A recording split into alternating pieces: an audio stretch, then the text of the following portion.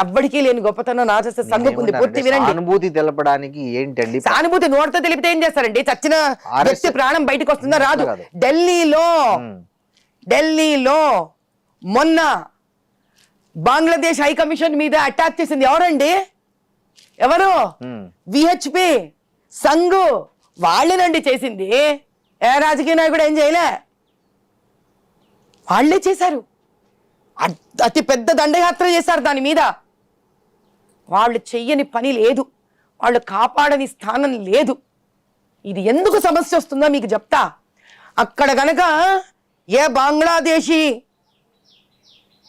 విద్రోహకారులు హిందువుని కలిస్తే, ఇక్కడ హమాసు పాలస్తీనా ఇజ్రాయెల్ గొడవలు జరిగితే అసదుద్దీను ఇజ్రాయెల్ మ్యాప్ వేసి మనుషులను నడిపించడము, జై పాలస్తీన్ అన్నాడే, ఏ ఆ వ్యక్తికి హిందూ మీద ఇదే ఇస్లామిక్ కంట్రీస్ అన్యాయం చేస్తుంటే నోరు తగలదా? ఎంతసేపు ఆర్ఎస్ఎస్ విహెచ్పి మోదీ గారు మాట్లాడాలా? ఎందుకు? ఏ వీళ్ళకి హిందువులు ఇక్కడ దేశం వాడు కాదా? అక్కడ అన్యాయం జరిగితే హమ్మస్ లో నీకు కనిపిస్తుందా? ఇక్కడ అన్యాయం నీకు కనిపించట్లేదా? నువ్వు మాట్లాడవా? నీ తమ్ముడు మాట్లాడడా? కాంగ్రెస్ మాట్లాడదా? రాహుల్ గాంధీ మాట్లాడడా? ఇది కావాలి. ఎంతసేపు ఒక హిందువుని కాపాడుకోవడం మా హిందువుల బాధ్యతేనా?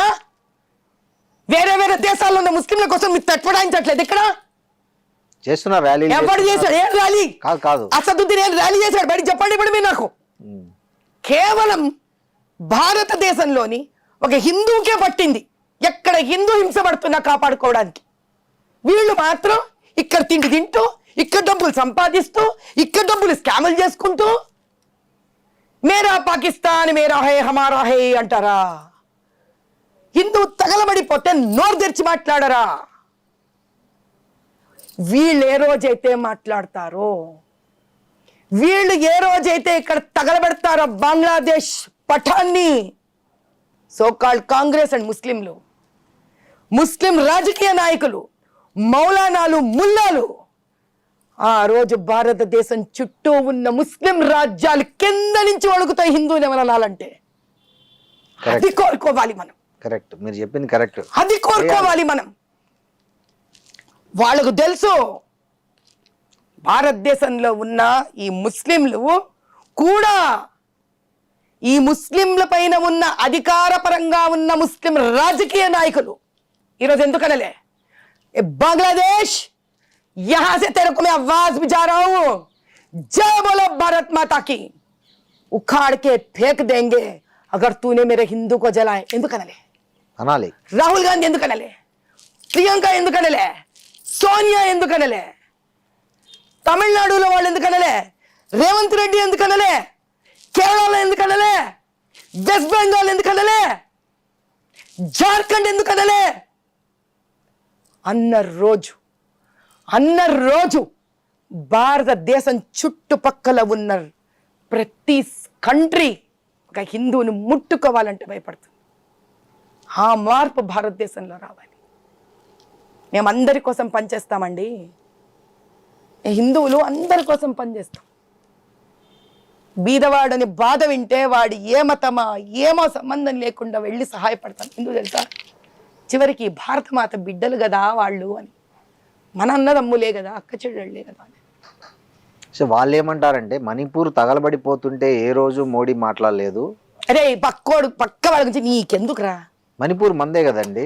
ఈ మాటలు మాట్లాడే వెధవకి ఎవడైతే మాట్లాడాడు అడ్డమైన మాటలు, వాడికి ఫస్ట్ వాడేం చేశాడని అడుగుతున్నా నేను. నీవేం చేసావు? ఇప్పుడు అదే ఒక సామాన్యుడు జై పాకిస్తాన్ అంటే వారిని సాయంత్రానికి తెచ్చి లోపలేసి రిమాండ్కి పంపిస్తున్నారే, మరి ఇంత పార్లమెంట్ ఏం చేయలేదు, ఊరికి చేశారండి. మొన్న నల్ల చెరువులో ఒక అబ్బాయి జై పాకిస్తాన్ అని అబ్బాయి కేసు కట్టి వారం రోజులు అయింది రిమాండ్కి పంపించి, విత్ ఇన్ 2 days లో అరెస్ట్ చేశారు. మరి ఇంత పబ్లిక్ గా అంటున్న వాళ్ళ విషయంలో మరి ఎందుకు గమ్మునున్నారు? మరి మీకు ఒక విషయం చెప్తాను చూడండి. ఈ వ్యక్తి చాలా దొంగ పనులు చేసి దొంగ ఓట్లతోటి అటు ముస్లింల బీద వాళ్ళని కూడా హింస పెడుతూ ఆ డైలీ ఇంట్రెస్ట్ల మీద రన్ అయితే చూడండి. మీరు పాత బస్తీకి వెళ్ళి చూడండి. హృదయ విదారకమైన స్థితిలో ఉంటారు బీదవాళ్ళు ముస్లింలు అక్కడ. ఈ వ్యక్తిని వేర్లతో పెకిలించాలండి. మోదీ గారి ఐడియా అంటే నాకు తెలియదు, ఇక్కడ కూర్చొని నేను ఆయన ఐడియా అని చెప్తా, కానీ నా ఐడియా వేర్లతో పెకిలించాలి. ఎందుకంటే ఈ వ్యక్తి వల్ల ఆ బీద ముస్లింకి లాభం లేదు, ఆ హిందువుకి లాభం లేదు. ఈ వ్యక్తి ఎవరికి లాభం కాదండి, ఈ వ్యక్తి తనకే తాను లాభం. లండన్లో ఫారిన్లో ఆస్తులు చేసుకొని పోయి అనవసరంగా రెచ్చగొట్టి యువకులను వాళ్ళని టెర్రరిస్టులుగా మార్చి ఇంకో మతాన్ని ద్వేషించేటట్టు మార్చి. కాబట్టి ఈ వ్యక్తి తనకు తానుగానే ఒక గ్రూప్. ఆ వ్యక్తిని మీరు తీసుకెళ్లి జైల్లో వేయడం వల్ల వచ్చేది ఏమీ లేదు.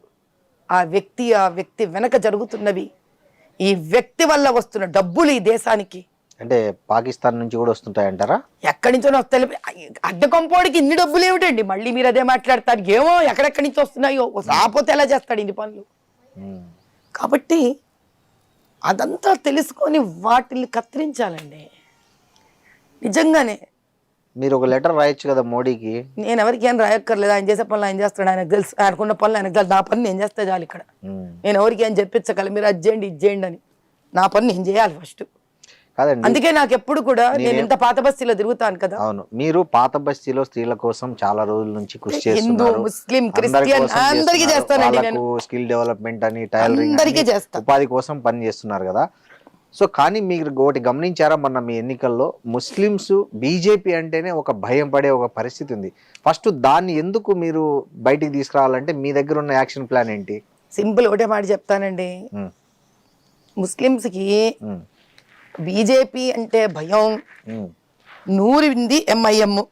Very clear. మస్జిదులో మౌలాలు ముల్లాలు ఇమాములు వీళ్ళకి ఇదే పని.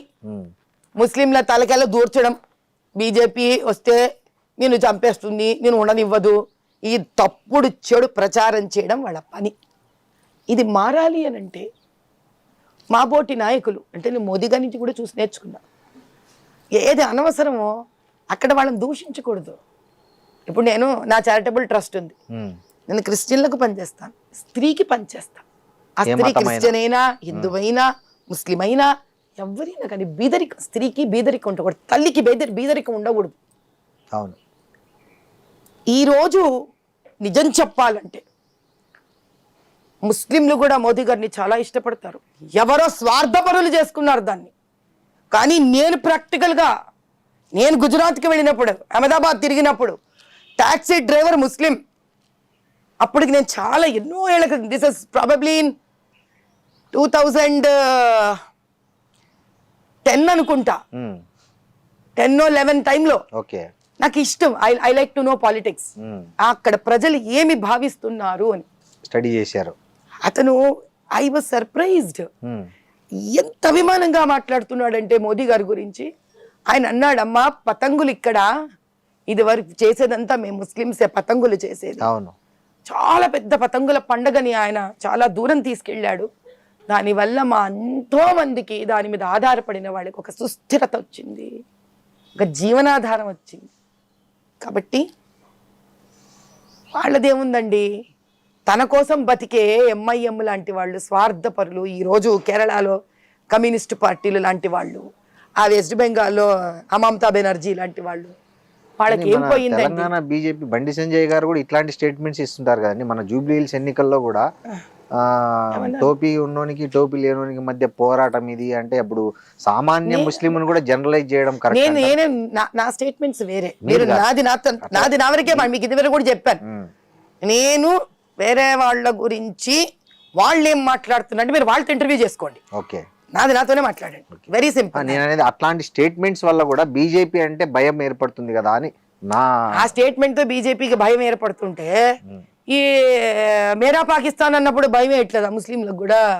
హిందువులకు భయం వేయదా? కాబట్టి ఎందుకంటే ఊరికే ఏదో కోతి మన రొట్టె ముక్కలా తయారవుతుంది. కాబట్టి మీరు కూడా మాట్లాడతాం, మళ్ళీ నేను మాట్లాడతాను, టాపిక్ డైవర్ట్ అయిపోతాం మనం. ఓకే, చెప్పండి. సో బేసిక్ గా ఇక్కడ ఎవరైతే జెన్యున్ గా భారతదేశ పౌరులు ఉన్నారు, ముస్లింల గురించి క్రిస్టియన్ల గురించి, వాళ్ళు ముస్లింలు క్రిస్టియన్ కానీ భారత పౌరులు, భయంకరమైన బీదరికాన్ని అనుభవిస్తున్నారు.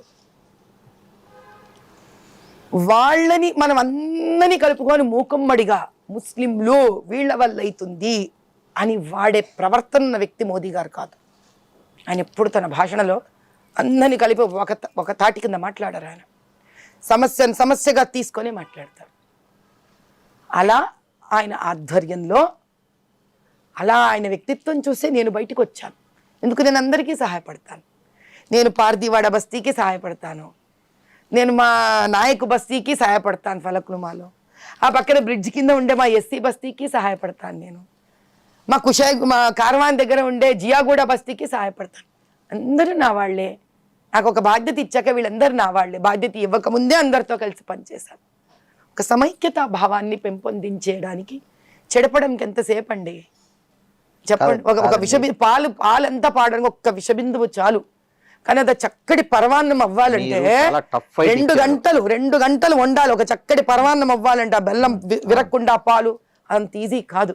కాబట్టి విరగకుండా చక్కటి పరమాన్నం తయారయ్యే భారతదేశం చెయ్యాలనే ప్రయత్నంలో ఆయన ఉన్నారు. అటువంటి తెలంగాణ చేయాలనే ప్రయత్నంలో నేనున్నాను. కాబట్టి అది ఓవర్ నైటో టక అవ్వదు కాదండి. మీరు చాలా గట్టి ఫైట్ ఇచ్చారు. అంటే ఎవరు ఊహించలే మీరు అంత గట్టిగా ఫైట్ ఇస్తారని. బహుశా నాకు తెలిసి అసదుద్దీన్ కూడా ఊహించున్నాడు. మీకు తెలుసు అప్పుడు మీకు జరిగిన వెన్నుపోట్లు మీకు తెలిసి ఉంటాయి. దొంగ ఓట్లే పక్కన పెడితే వెన్నుపోట్ల గురించి కూడా మీరు మాట్లాడాల్సి వస్తే ఏం మాట్లాడతారు? వెన్నుపోట్లు లేని ఒక రంగం ఏదుందో చెప్పండి నాకు చూద్దాం. సరే మీ వరకు మాట చెప్పండి. అన్ని జర్నలిజంలో ఉందా? అన్నిట్లో ఉన్నాయండి వెన్నుపోట్లు. అన్నిటికీ సిద్ధపడే ముందుకు రావాలి. ఎవడైనా వెనక నుంచి పోడ్చేవాడి గురించి ఆలోచిస్తారు వ్యక్తి నేను కాదండి. ముందుకు ఎలా వెళ్ళగలనా ఆలోచించే వ్యక్తిని. మొన్నసారి తక్కువ మంది వెన్నుపోటు పొడిచింటే ఇప్పుడు ఇంకా ఎక్కువ మంది వచ్చి పొడుచుకోండి. రెడీ బస్తమే సవాల్. నన్ను పొడిచేవాడు నా వెనక నుంచి నిలబడి పొడుస్తున్నాడండి. వాడి జీవితంలో వెనక నిలబడ్డానికి అయిపోలే శ్రీనివాస్ గారు. నేను ముందుకు వెళ్లే మనిషినండి. నేను ఉదయించే సూర్యుడిని. వాళ్ళు వెనక నుంచి పొడిచే అస్తమించే అమావాస్య చంద్రుడు లాంటి వాళ్ళు. ఒకళ్ళు కాకపోతే 10 తృప్తి రాలేదా 100 మంది ధరవండి, రాలేదా 1000 మంది ధరవండి. మీలాంటి వాడు మాది వీళ్ళతను ఆపలేరు. అంటే కాంగ్రెస్ పార్టీ లాంటి పాతుకుపోయినా కానీ బీఆర్ఎస్ లాంటి పార్టీలను గట్టిగా బుద్ధి చెప్పాలన్నా లేదా క్యాడర్ను బాగా మంచిగా మొబిలైజ్ చేయాలన్నా మీలాంటి వాళ్ళు కావాలి. సరే, సో ఆ అవకాశం ఇస్తే మీరు తీసుకోవడానికి రెడీనా? మీకు అర్థం కావట్లేదు. అవకాశం ఇస్తే ఓల్డ్ సిటీలో పోయే పోరాడిన మనిషినండి నేను. ఎక్కడ తగ్గానా ఇంటి నేను అవకాశం ఇచ్చినప్పుడు. సో రెడీ బీజేపీ పగ్గాలు ఇస్తే తెలంగాణకి న్యాయం జరగడం కోసం, తెలంగాణ అభివృద్ధి చెందడం కోసం, ఇప్పటికైనా తెలంగాణకు పట్టిన దరిద్రం వదలడం కోసం నాకు పార్టీ ఏ బాధ్యత ఇచ్చినా శిరసా వహిస్తాను. నేను ఆనందంగా చేస్తాను, సంతోషంగా చేస్తాను. పదవిలో ఎంత పెద్దదా చిన్నదా కాదండి, చేసే మనసు పెద్దదై ఉండాలి నాన్న ప్రజల కోసం. మొన్న మోడీ గారు ఎంపీలతో ఒక మాట అన్నారని వచ్చింది, చూసాం, మీరు కూడా చూసింటారు. మీరు సరిగా పర్ఫామ్ చేయట్లేదు, తెలంగాణలో ఇంత చేస్తున్నా కూడా మనం పవర్లోకి రాలేకపోతున్నాము అని. సో దీన్ని ఎట్లా తీసుకోవాలి బీజేపీ క్యాడర్? ఎట్లా తీసుకోవాలి ఏంటంటే భలే చెప్తారు. ఇప్పుడు పెద్ద మనిషి మా పెద్దన్న ఆయన, మా అధిపతి ఒక మాట అంటే దాన్ని వినాలి, దానిలో తప్పులు తెలుసుకోవాలి, ఐకమత్యంగా కలిసి ఉండాలి. ఆయన చెప్పిన మాట విని మార్పులు చేర్పులు చేసుకోవాలి. అన్న పెద్ద విచిత్రం ఏముంది విషయం. ఐకమత్యం సాధ్యమేనా తెలంగాణ బీజేపీలో? ఐకమత్యం సాధ్యం కాకుండానే రజాకార్లను తరిమికొట్టారా? ఎప్పుడైనా మీకు మాట చెప్తానయ్యా శ్రీనివాస్ గారు, ఐకమత్యం అనేది ఒక అవసరం లాంటిది. అవసరం, కరెక్ట్, పూర్తి చెప్పనివ్వండి. ఐకమత్యం అనేది ఒక అవసరం లాంటిది. భారతదేశాన్ని బ్రిటిషర్ దాస్య శృంఖలాల నుంచి విడిపించుకోవడానికి ఇన్ని భాషలు, ఇన్ని మతాలు, ఏంటి జిన్నా నెహ్రూ టైప్లోనే కలిసి పనిచేసిన దేశం ఇది. అవును. కాబట్టి నాయకులకు కూడా ఇంకా తప్పదు, మాకు ఇంత ప్రేమించే ప్రజల కోసం మేము ఒకటవ్వవలసినదే, లేకపోతే మా ఉనికే ఎగిరిపోతుందేమో. ఓపెన్ మాట్లాడే వ్యక్తిని. కరెక్ట్. అవసరం ఎంతటిది, అవసరం వచ్చిన రోజు అట్లే ప్రజలు కూడా, అరే చివరికి మోదీ గారు కదరా అక్కడి నుంచి రాజ్యం వేయలేదు మనని, మనం ఆయన కోసం ఓటు వేసుకోవాల్సిందే, బీజేపీని గెలిపించుకొని తీరవలసిందే. మన వంతు ప్రయత్నం మనం కూడా సుస్థిరంగా చేద్దాం. ఈరోజు బీహార్ని గెలిపించుకున్నాడా లేదా ఆయన, ఢిల్లీని గెలిపించుకున్నాడా లేదా ఆయన, మహారాష్ట్రాన్ని గెలిపించుకున్నాడా లేదా ఆయన, దీన్ని కూడా మనం ఆయన గెలిపించిస్తే దీన్ని కూడా ఆయన బాగు చేస్తాడు. అక్కడి నుంచి తెలుసు ఆయనకి ఏం చెయ్యాలో అన్న నమ్మకం ఇట్లా ప్రజలు కూడా ముందుకు తీసుకొని వెళితే ఒక చోట రెండు కలిసిపోతాయి. బీజేపీ పాత తరం కొత్త తరం మధ్య క్లియర్ గ్యాప్ ఉన్న మాట వాస్తవాన్ని అంగీకరిస్తారా? నాకు అన్ని తెలియదండి. నేనేమో 18 నెలలు వచ్చి తప్పించుకుంటున్నారండి. నాకు అసలు తప్పించుకోవడం అంటే ఎలా ఉంటుందో తెలియదు. శ్రీనివాస్ గారు నన్న మీరు అనేది తప్పించుకుంటున్నారు. గ్యాప్ మీరు ఫేస్ చేయలేదండి? నిజం చెప్పండి. నాకు ఇంతకీ పాత వాళ్ళు ఎవరో కొత్త వాళ్ళు ఎవరో తెలియదండి బాబు. అందరికన్నా కొత్త నేను. అదే నేను మీరు ఫేస్ చేశారా లేదా పార్టీలో? మీకు ఎంపీగా అనౌన్స్ చేసిన వెంటనే శ్రీనివాస్ గారు మీరు మాట చెప్తాను, చేసుకొని చెప్పండి. గుండెల మీద శుభ్రంగా వేసుకుంటాను, ఇక్కడ కూడా వేసుకుంటాను. మీరు ఆ ఫేస్ చేశారా లేదా? అమ్మవారి మంత్రం చెప్తాను. మీకు ఒక్క మాట చెప్తా, ప్రతి చోట ప్రతి రంగానికి ముందే తయారైన ఒక కుటుంబం ఉంటుంది, దానికి ఒక భాష ఉంటుంది. ఇదే ప్రశ్న మీరు గుండెల మీద వేసుకొని ప్రతి ఇంట్లో వచ్చిన ఒక కొత్త స్త్రీ ఎవరైతే వెళుతుందో కొత్త కుటుంబానికి, ఆమెని ఇబ్బంది పెట్టని ఒక్క ఫ్యామిలీని తీసి బయటికి ఇవ్వండి నాకు. ఇది మనుషులున్న చోట ఒక సైకాలజీ నడుస్తుందండి. కరెక్ట్ అండి, మీరు చెప్పే నిజమే. ఓపిక ఓర్మి కొత్తగా వెళ్ళిన వాళ్ళకు కూడా ఉండాలి. ఆల్రెడీ ఉన్న వాళ్ళకి ఎలా ఉంటుంది అని, ఇప్పుడు నా బోర్డుదైతే మహా డేంజరు పాపం. ఏమో నా పార్టీకి నేను బతికేస్తూ వెళ్ళిపోతా. ప్రజలు ఎట్లా ఆదరించారు. చావంటే భయం లేదు, బతుకంటే తీపి లేదు. నిజం చెప్పడానికి ఆగను, ముందుకు వెళ్ళి ముందు వెనక చూసుకోను. పదవి ఇచ్చినా ఓకే అంటాను, ఇవ్వకపోయినా ఓకే అంటా. టికెట్ ఇచ్చినా ఓకే అంటాను, ఇవ్వకపోయినా ఓకే అంటాను. నేను కదండి పాపం వాళ్ళకి సమస్య. అవును, నేనెవరు అర్థం అవ్వాలా? అది రాజకీయ నాయకులు ఫస్ట్ అలా ఉండరు అంటారు చాలా మంది. నేను సమస్య అండి పాపం వాళ్ళకి.